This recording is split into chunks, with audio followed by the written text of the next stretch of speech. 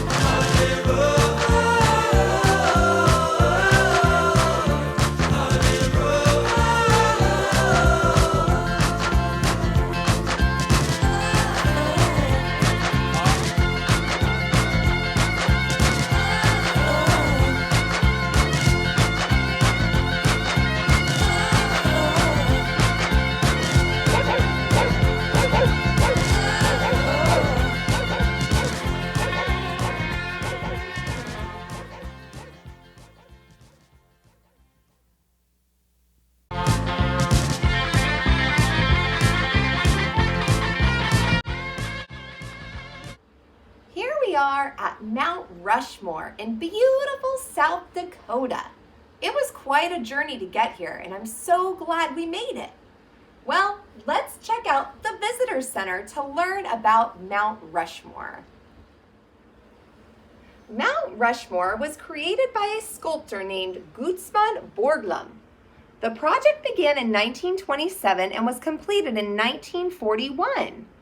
Over 400 people worked to carve this magnificent sculpture of 4 United States presidents.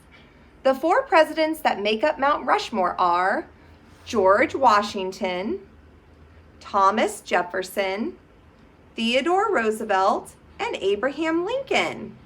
These 4 presidents were selected by the sculptor because they represented the most important events in United States history.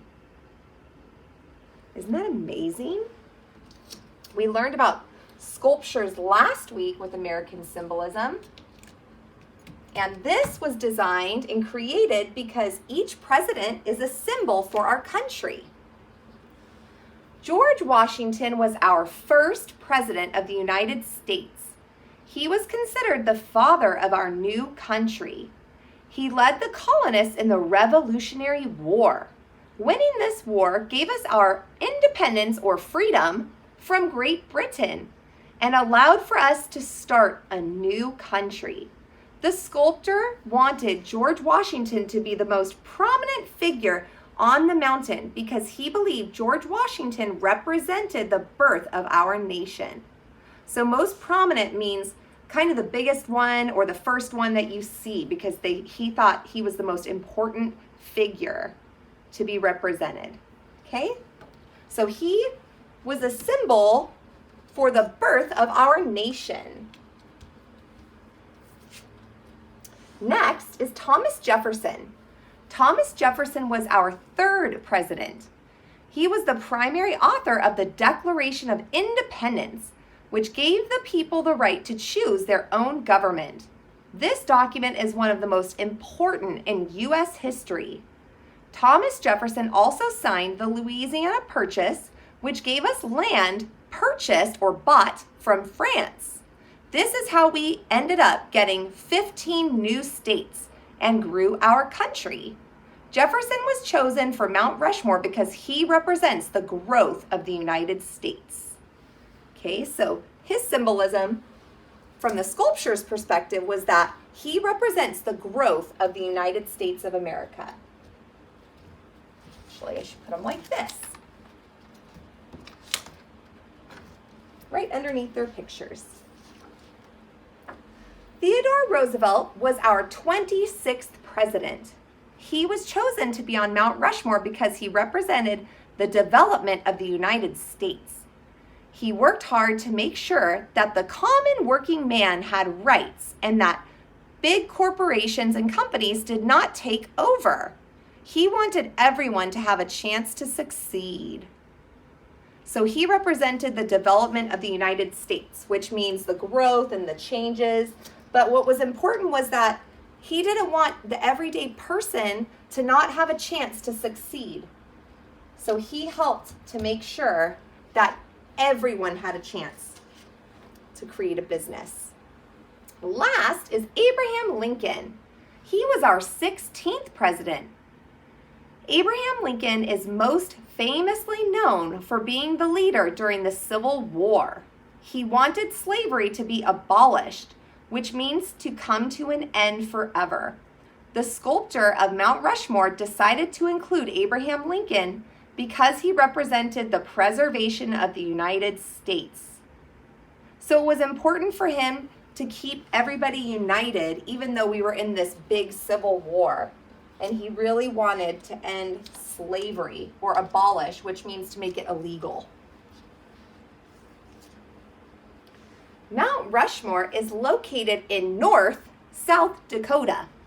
Many people did not want the land here in the Black Hills to be altered for this project. Workers used different tools like drills and chisels to create and shape the faces.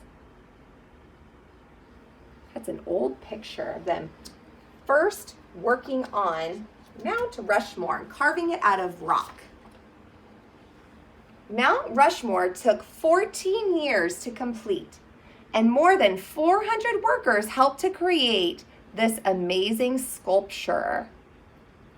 Now, once one president's face was created and finished, they would have a big celebration and ceremony to dedicate the sculpture. So in this order, these are the ones that were created first. So the very first one was George Washington, then Thomas Jefferson, then Theodore Roosevelt, and last was Abraham Lincoln.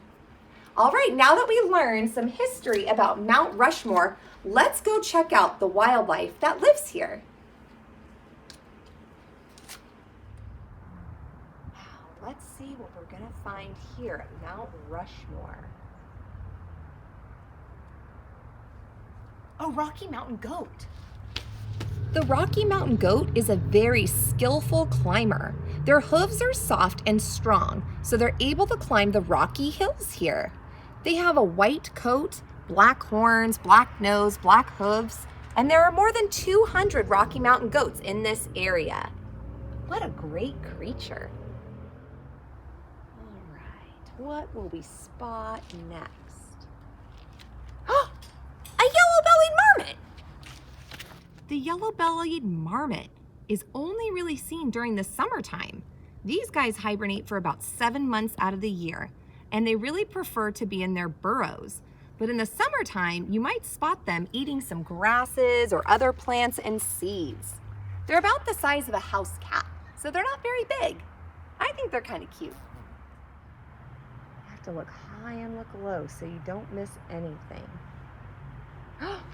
Ooh! A woodpecker!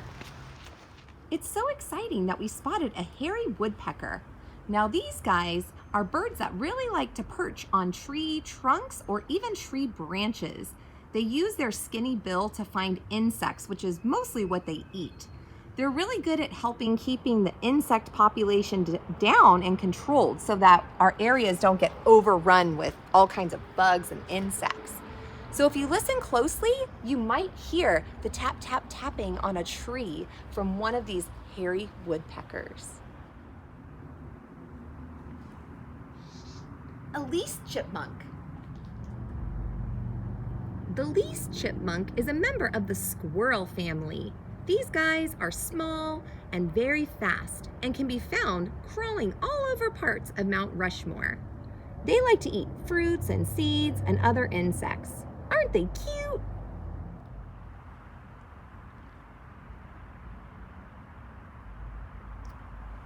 A northern leopard frog. This here is a northern leopard frog. Look at his colors. These frogs like lakes, marshes, and even streams, so we're really lucky that we saw one. They like to stay moist and kind of wet. If you listen in springtime, you can even hear them in the evenings calling for a mate. These guys like to eat insects. Isn't he colorful? Well, that's the end of our adventure here at Mount Rushmore. we are going to head back to camp and try drawing our very own travel journal. Bye!